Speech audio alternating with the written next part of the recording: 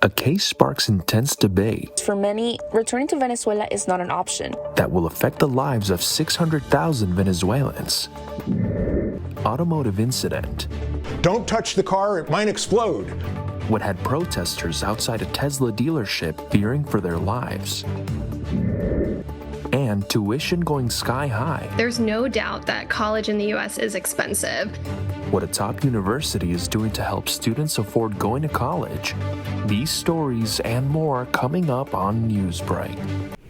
South Florida, good morning. I'm Julian Davis. I'm Ivan Ilewski. Today is Tuesday, March 25th, 2025. Live from the Lee Caplin School of Journalism and Media in North Miami, this is Caplin News. A hearing that could deport potential Venezuelan gang members.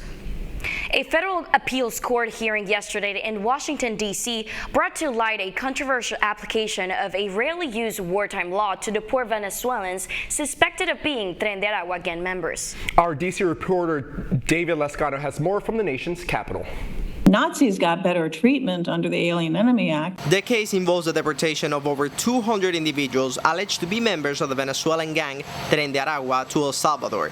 They were neither given notice nor told their destination and had no opportunity to challenge their removal. There were plane loads of people. I mean, it's a class action. There were no procedures in place to notify people. An official with the U.S. Immigration and Customs Enforcement acknowledged in a sworn declaration that many of the non-citizens deported last week under the Alien Enemies Act did not have any criminal records in the United States. Lawyers for those deported to El Salvador say that the Trump administration exceeded its authority by using the act outside of wartime. Says that when the United States is in a declared war with another country, that the president may order nationals of that country removed from this country. We're not at war with Venezuela. We haven't declared war on them. They haven't declared war on us. The Trump administration has argued that the judiciary does not have the right to review the use of the Alien Enemies Act, claiming that the deportations fall under the president's Article 2 powers to remove the alleged terrorist and execute the country's foreign policy. All of a sudden, if the president's power were unreviewable under this act, then anybody could be termed an alien enemy. That was David Lescano from our D.C. Bureau reporting. For now, the legal battle continues over use of this wartime law. Thousands of Venezuelans in the U.S. are anxiously waiting as a district judge will rule the future of their temporary protected status, also named as TPS. The decision could impact nearly 600,000 people. Caplin News reporter Stephanie Tenia has more on this story. The Trump administration worked towards ending temporary protected status (TPS) for Venezuelans. Now, a federal judge is deciding the future of TPS for nearly 600,000 Venezuelans in the U.S. The case has sparked intense debate as the protections are set to end this year. Did something with respect to Venezuela. You heard about that. The plans to terminate TPS protection for Venezuelans is setting up a legal battle that's now playing out in court. If the policy stands, nearly 600,000 Venezuelans could lose their legal status and face deportation as early as April, with a second wave of removal expected in September. In court, they argue that Venezuela remains unsafe and that removing TPS will not only separate families, but also impact the U.S. economy in a negative way. Certidumbre absoluta. It's a moment of deep uncertainty and fear. People don't know whether to leave, stay, or where to go because for many, returning to Venezuela is not an option. The idea that Venezuela has improved keeps being pushed, and now the Trump administration suggests the same in its TPS termination document. But the reality is different. The defense presented a strong case yesterday, emphasizing that Venezuelans under TPS contribute significantly to the U.S. economy. Venezuelans abroad, especially those in the United States, are calling on Venezuelan authorities and the federal administration to review TPS cases individually. We acknowledge that some Venezuelans have come here with bad intentions, but there are also millions of us who work honestly and contribute to society. As the legal battle continues, U.S. District Judge Edward Chen will decide in the coming days whether the U.S. government's decision to terminate TPS for Venezuelans will proceed or be temporarily halted. As the final ruling approaches, the fate of TPS for Venezuelans hangs in balance. Immigrant rights groups, advocates, and the Venezuelan community awaits the decision that could impact hundreds of thousands of lives. Reporting for Caplin News, I'm Stephanie Tenia. While the U.S. government has removed TPS for thousands of Venezuelans, Colombian authorities are concerned about this policy change's effects. From Cartagena, Colombia, Jasmine Santillana reports on the consequences this could have for the country and the Venezuelan migrant community. The Department of Statistics in Colombia reported that nearly 3 million migrants in the country are Venezuelan. Cartagena is the 5th leading city in the country with Venezuelan migrants. And while this might be a temporary stop for some, to others, this is home. Como vuelvo y te repito, me acostumbré tanto aquí, me gusta tanto Colombia que siento que ya mi hogar es aquí. Bueno, al principio se veía, era un poco complejo, pero de que el gobierno sacó el carnet de migración se nos hizo más fácil obtener la regularización. David Velez Majarres is a professional delegate for the protection of human rights. He compares the immigration laws in Colombia and the United States. Para ellos son criminales, para ellos son delincuentes, nosotros vemos la persona humana. Colombia currently grants a temporary protection permit known as PPT, and with the help of USAID, workshops are held to promote entrepreneurship. Additionally, a U.S. organization of lawyers trains them to avoid becoming human trafficking victims. This is the case of Iriana Soto, a Venezuelan mother and community leader from El Pozón. No hay mucha empatía, ¿sí me entiendes? Entonces creo que eso me ha fortalecido para poder ayudar y orientar a aquellas mamitas que tenemos que comenzar desde nosotras como madres para guiar a nuestros niños, porque ellos no todo el tiempo están con nosotros y ven muchas cosas aparte. Buenos días, buenos días. Ross Morales is a Cartagena native and founder of an organization which helps children and the rest of the community. Sonrisa de León es como el referente de esta comunidad. Cuando alguien nuevo llega, siempre la misma comunidad dice, ve a Sonrisa de León y toca la puerta, que allá te van a ayudar. While the future of USAID is being decided in the United States, in Colombia, it has generated a great uncertainty about the aid received by programs for immigrants. Crítico, si me lo preguntas, estamos en el limbo jurídico-administrativo. In the midst of this limbo, Umberis remains optimistic. La de verdad, me siento como una colombiana más cuando otra persona quiere hablar como que mal de Colombia. Digo, no, eso no es así. However, there are those who miss their native Venezuela. Me encantaría, claro. Lastimosamente no tengo cómo comer allá, pero tengo los míos allá, mis casas, mis carros, pero no tengo cómo mantenerme. With the elimination of temporary protective status and humanitarian parole by the Trump administration, it's projected that Venezuelan migration to Colombia will continue to be on the rise. This is Jasmine Santillana, Caplin News. College costs have skyrocketed over the past 30 years, limiting access for many students. To ease the financial burden of pursuing a degree, Harvard now offers free tuition for families earning $200,000 or less. But what can students do to cut costs? Caplin's Gabriela Flores has the details. The cost of college has risen dramatically in the last 3 decades. Inflation and increasing operating costs have caused colleges to charge more. They're also receiving less federal funding. There's no doubt that college in the U.S. is expensive.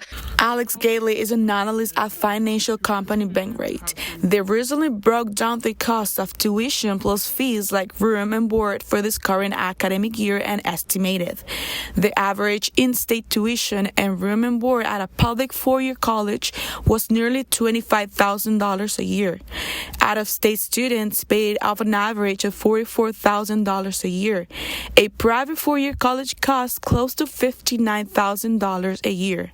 I think people just aren't feeling like maybe the ROI of college degrees is the same as it was a few decades ago. There are things students can do to lower some of this cost. One way to immediately cut down the cost of college is being willing to attend a college that is near where you live and living at home.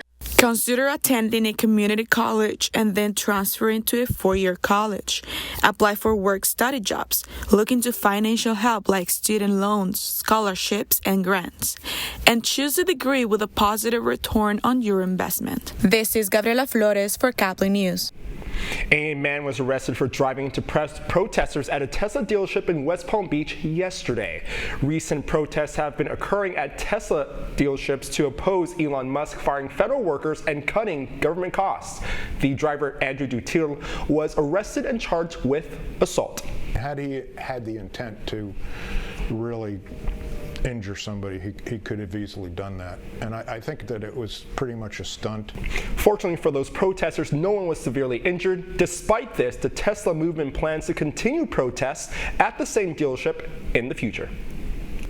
A jewelry heist takes a wild turn after the suspect swallowed the stolen diamonds. Orlando police arrested Jathan Gilder for stealing diamond earrings worth nearly $770,000, but not before he swallowed them. Authorities waited for nature to take its course. Once recovered and clean, the earrings were returned to the store. Gilder now faces theft charges and has nearly 50 outstanding warrants. As you've noticed when you've gone to the grocery store, the prices of food, especially eggs, constantly on the rise. It may be hard to get enough to last a week. Luckily, a food pantry is helping people with meals and goods. As Caplin Nina Ramirez reports, the Joshua Hart Pantry makes sure families don't go hungry. In the heart of South Florida, the Joshua Hart nonprofit organization convokes volunteers to come together every weekend to distribute whole foods to poor working families. Families in the lower middle class in southern Florida struggle with food insecurity. Households with multiple members often can't afford a single meal. Well, it has helped me in the sense that not only is it helping me with some of my personal needs and all, but I also try to give back by helping my neighbors. Statistics show food insecurity affected 17.9% of households with children in 2023. In 9% of households struggling with food insecurity, only adults were insecure, while in 8.9% of households, both children and adults were food insecure. In Florida, food insecurity is near the national average, which is 12.2%. Initial founding principle of the organization was that you're never too young to make a difference in your community. Primarily focusing on hunger and poverty alleviation. Started with making sandwiches and then bagging meals, and it turned into full-scale distributions like this where we feed hundreds of families in one afternoon. Most of the clients present in these public events have no choice but to rely on local food distributions to supply a basic need for their families. As life in Miami proves to be challenging for the lower middle class, this noble cause supplies basic needs to the struggling citizens. For Caplin News, this is Nina Ramirez. A pilot from United Airlines caused a flight from California to China to turn back after forgetting their passport.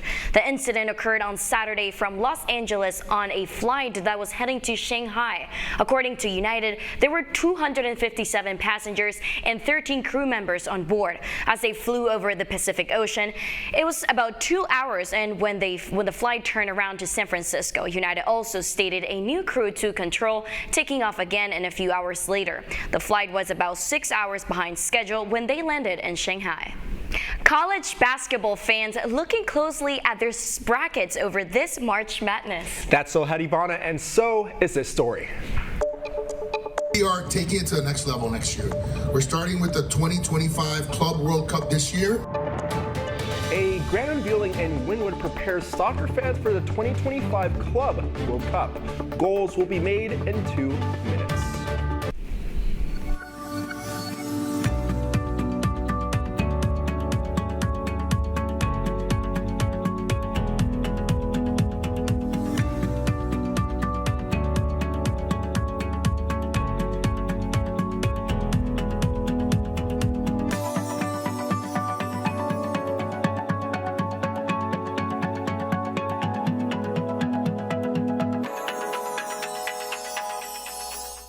See us dream. See us remember. See us protest. You matter. Your feelings matter. Your identity matters. Everything about who you are matters. See us fight back. See us rebuild. See us shatter stereotypes. See us inspire. See us united. See us now. There are 16 million children struggling with hunger in America. That's 1 in 5 daughters, sons, neighbors, and classmates who don't know where their next meal is coming from. Yet billions of pounds of good food go to waste every year. It's time we do something about it. Feeding America is a nationwide network of food banks that helps provide meals to millions of kids and families in need.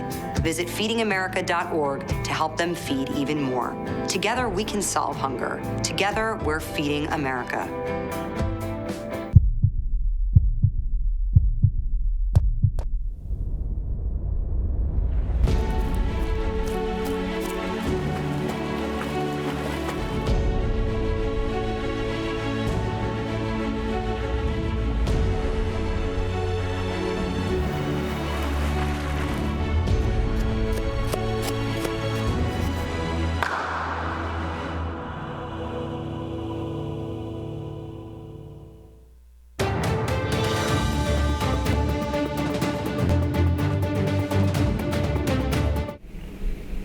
Football fun at a Wynwood event gets fans pumped for the Club World Cup just 81 days away. A new FIFA roster arrived in Wynwood as Miami is gearing up to host 7 World Cup matches next year. The visual features a flamingo pose with a soccer ball over the skyline. FIFA said the poster serves as a symbol of the city's energy and love for the global sport. It's really a blessing, and I think it's a recognition that Miami has metamorphosized from the capital of Latin America to a truly global city. This is just one of the 16 designs that will represent each of the cities that will host a match in the tournament. The Sweet 16 is set in the men's college basketball tournament, but most fans have one thing in common: busted brackets. Around 34 million people filled out their predictions, yet not a single one remains perfect. This year's March Madness has lived up to its name with major upsets like Creighton beating Louisville, McNeese State taking down Clemson, and Arkansas knocking out St. John's. The action continues Thursday as the tournament heats up. And that's all the time we have for today. Thank you for tuning in. I'm Ivani Leoski. And I'm Julian Davis. Get more news anytime at caplinnews.fiu.edu.